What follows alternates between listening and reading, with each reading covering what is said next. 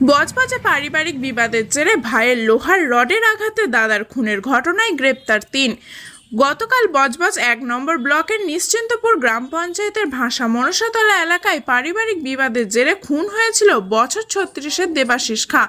মৃতের মা সংবাদ মাধ্যমকে জানিয়েছিলেন, দেবাশিসের সঙ্গে তার খুড়তুতো ভাই আশিস খাঁয়ের পরিবারের দীর্ঘদিনের বিবাদ। গত শুক্রবার ছাদ ঢালাই দিতে গিয়ে দেখা যায় আশিসের বাড়ির কার্নিশের সঙ্গেই দেবাশিসের বাড়ির ছাদটি অনেকাংশেই জুড়ে গিয়েছে। গতকাল সকাল ৮টা নাগাদ ওই বিষয় নিয়ে আবারও বচসা শুরু হলে হঠাৎ পিছন দিক থেকে দেবাশিসের মাথায় রড দিয়ে আঘাত করে ভাই আশিস খাঁ। ঘটনার পরেই ঘটনাস্থলে মাটিতে লুটিয়ে পড়ে দেবাশিস। রক্তাক্ত দেবাশিসকে পরিবারের লোকজনেরা চিকিৎসার জন্য স্থানীয় একটি বেসরকারি হাসপাতালে নিয়ে গেলেও তার অবস্থার অবনতি ঘটলে চিকিৎসকেরা তাকে অন্যত্র নিয়ে যাওয়ার পরামর্শ দেন, কিন্তু তার আগেই মৃত্যু হয় দেবাশিসের। ঘটনায় গতকালই ৩ জনকে আটক করা হয়েছিল। আজ তাদের বিরুদ্ধে নির্দিষ্ট ধারায় মামলা রুজু করে আদালতে পাঠানো হয়েছে। ধৃতরা হলো খুড়তুতো ভাই আশিস খাঁ, আশিসের বাবা মানিক খাঁ এবং মা কানন খাঁ। আদালতে যাওয়ার সময় কানন খাঁর দাবি, তিনি এবং তার ছেলে ঘটনায় কোনোভাবেই জড়িত নয়। আসবো বজবজের আরও একটি গুরুত্বপূর্ণ খবরে। বজবজের চিত্রীগঞ্জ কালী মন্দির সংলগ্ন হুগলি নদীতে স্নান করতে নেমে তলিয়ে গেল এক যুবক।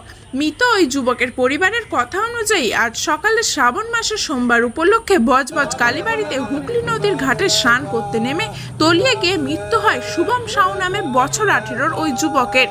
পরিবারের দাবি, শুভম ও তার মা এবং প্রতিবেশী এক বন্ধু ও বন্ধুর মা অর্থাৎ মোট 4 জন মিলে তারাতলা থেকে বজবজের কালীবাড়িতে পুজো দেওয়ার জন্য এসেছিল। পুজো দেওয়ার আগে 4 জন মিলেই নদীতে স্নান করতে নামে, কিন্তু কখন কিভাবে ওই যুবক তলিয়ে যায় তা পরিবারের কেউই ঠিক বলতে পারছে না। পরিবার সূত্রে খবর, শুভম সাঁতার জানতো না। স্থানীয় এক মহিলা তলিয়ে যাওয়ার ঘটনা দেখতে পান। তিনিই চিৎকার করতেই সকলে জানতে পারেন গোটা ঘটনা। খবর দেওয়া হয় বজবজ তদন্ত কেন্দ্রে। খবর পেয়ে ঘটনাস্থলে পুলিশ পৌঁছে স্থানীয় ডুবুরি নামিয়ে বেশ কিছুক্ষণ খোঁজাখুঁজির পর দেহটি উদ্ধার করে বজবজ পৌর হাসপাতালে নিয়ে গেলে চিকিৎসকরা তাকে মৃত বলে ঘোষণা করেন। ঘটনাটা আমরা তারাতলায় থাকি, তারাতলা দিয়ে এখানে সোমবার ছিল, এখানে পুজো করতে এসেছিলাম। এখানে আবার পুজো করতে ভিতরে কাপড় পরে খুলে চান করতে ভিতরে গিয়েছিলাম। 4 জন মিলে ঢুকেছি, আবার চান করছিলাম। ও বলছিল আমার পড়তে আসেনি, এই জন্য সিঁড়িতেই ছিল, ডুবকি লাগাচ্ছিল। আমরা তো জল ভরে বার হচ্ছিলাম, ও ডুবকি লাগা কখন কি কোথায় চলে গেছে সেটাই বুঝতে পারিনি, আমরা দেখতেই পারিনি। ও কি সাঁতার জানতো? না না, সাঁতার জানতো।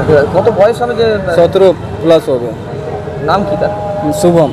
শুভম কি? সাউ। শুভম সাউ। তোমার নাম কি? সুরজ কুমার সিং। তোমার কি বন্ধুই হও? হ্যাঁ, ভাগনা আছে আমার। ও তোমার ভাগনা?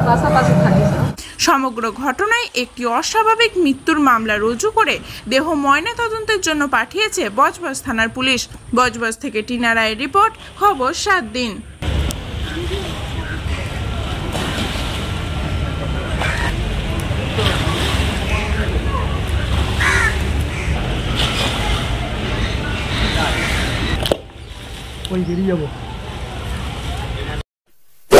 এমনই তাজা ও গুরুত্বপূর্ণ খবর পেতে খবর 7 দিন চ্যানেলটি সাবস্ক্রাইব করুন এবং নোটিফিকেশন পেতে বেল আইকনটি টিপুন।